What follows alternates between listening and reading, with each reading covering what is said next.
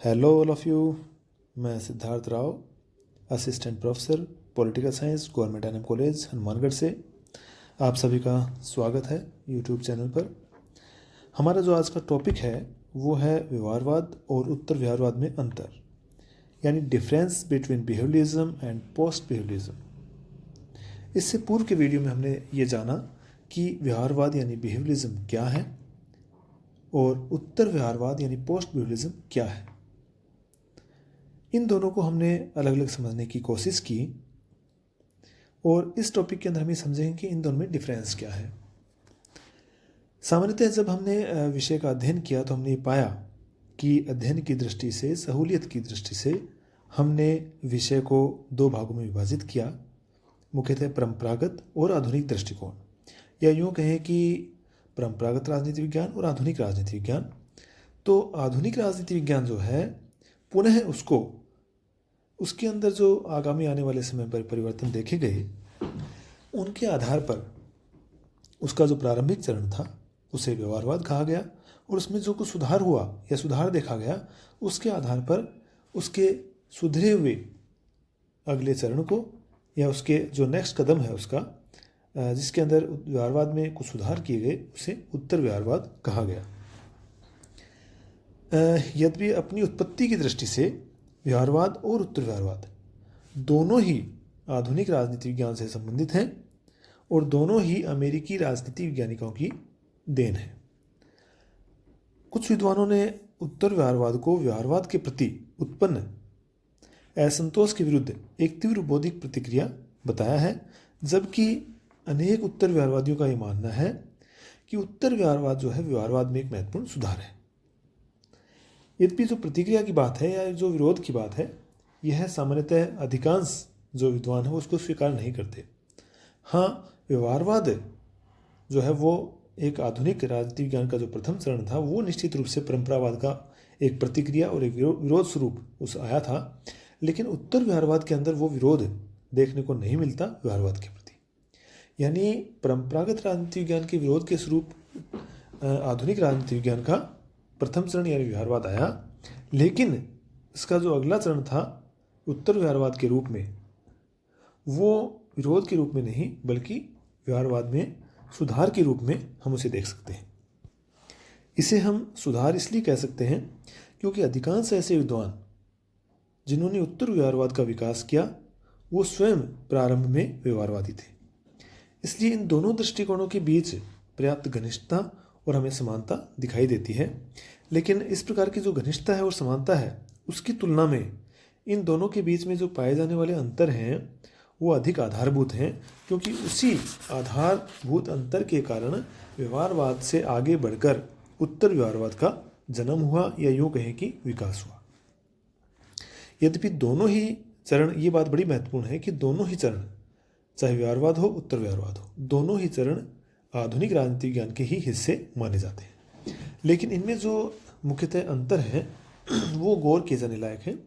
जैसे कि आज हम इसके अंतरों को अगर देखें तो दोनों में जो प्रमुख अंतर है वो है, जैसे राजनीति विज्ञान के विकास की जो अलग अलग अवस्थाओं से या समय कालक्रम की दृष्टि से ये दोनों जो व्यवहारवाद उत्तर व्यवहारवाद हैं उनका संबंध अलग अलग समय से है। व्यवहारवाद परंपरागत राजनीतिक दृष्टिकोण के विरुद्ध एक बौद्धिक प्रतिक्रिया है और ये परंपरागत राजनीतिक दृष्टिकोण से आगे के राजनीति विज्ञान के विकास को प्रकट करता है, लेकिन इससे भी आगे के राजनीतिक विज्ञान के विकास को उत्तर व्यवहारवाद प्रकट करता है। तो समय की दृष्टि से पहले व्यवहारवाद आया, उसके बाद उत्तर व्यवहारवाद आया।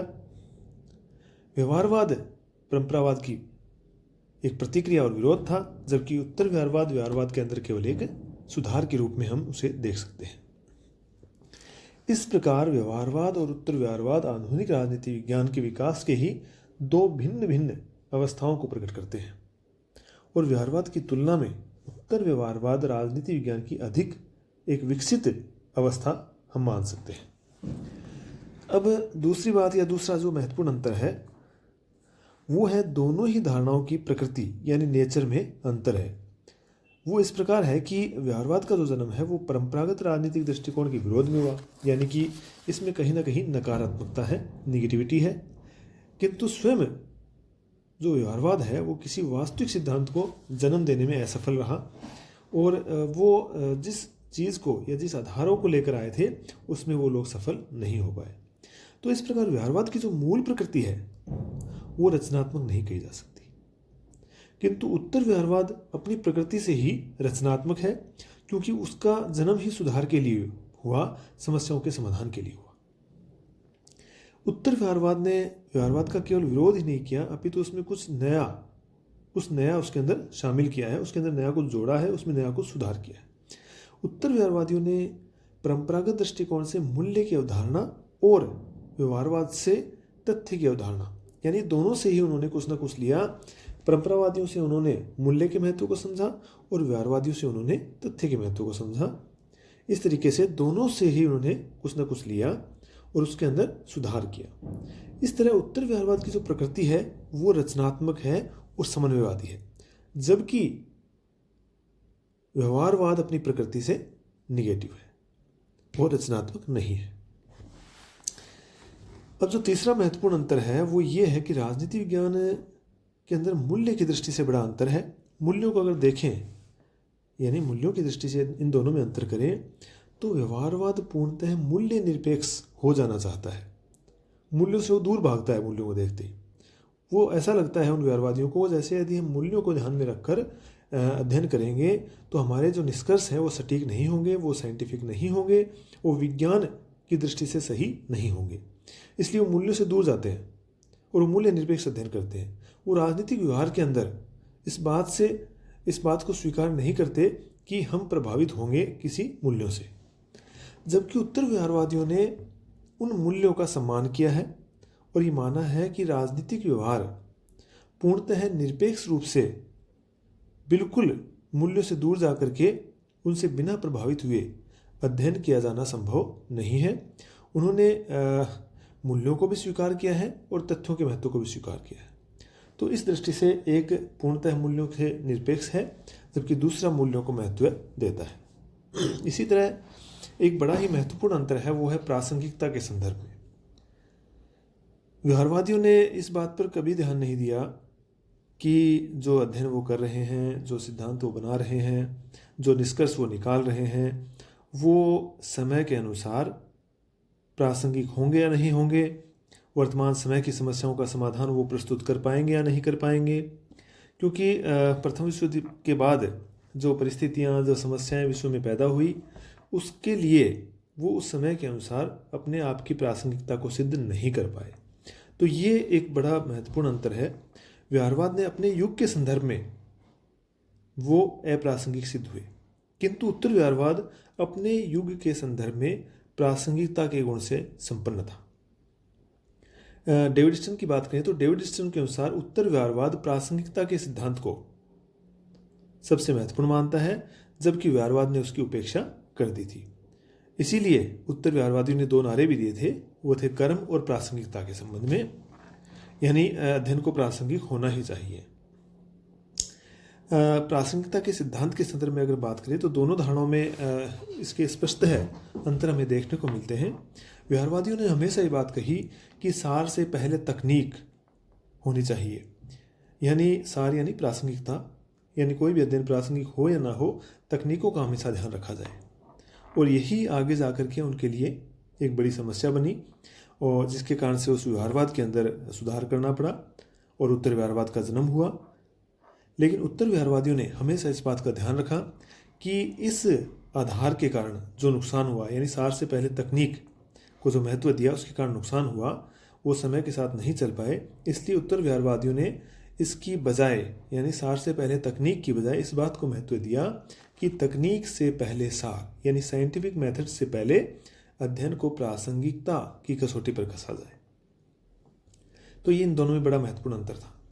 इसी तरह व्यवहारवाद सामाजिक परिवर्तन के प्रति तटस्थ था और उदासीन था, जबकि उत्तर व्यवहारवाद इस तरीके से अगर देखें तो उत्तर व्यवहारवाद सामाजिक परिवर्तन का सक्रिय समर्थन रहा है और सामाजिक परिवर्तन को समझने का उन्होंने पूर्णतः प्रयास किया और इसी कारण से उन्होंने मूल्यों को भी अपने अध्ययन में शामिल किया।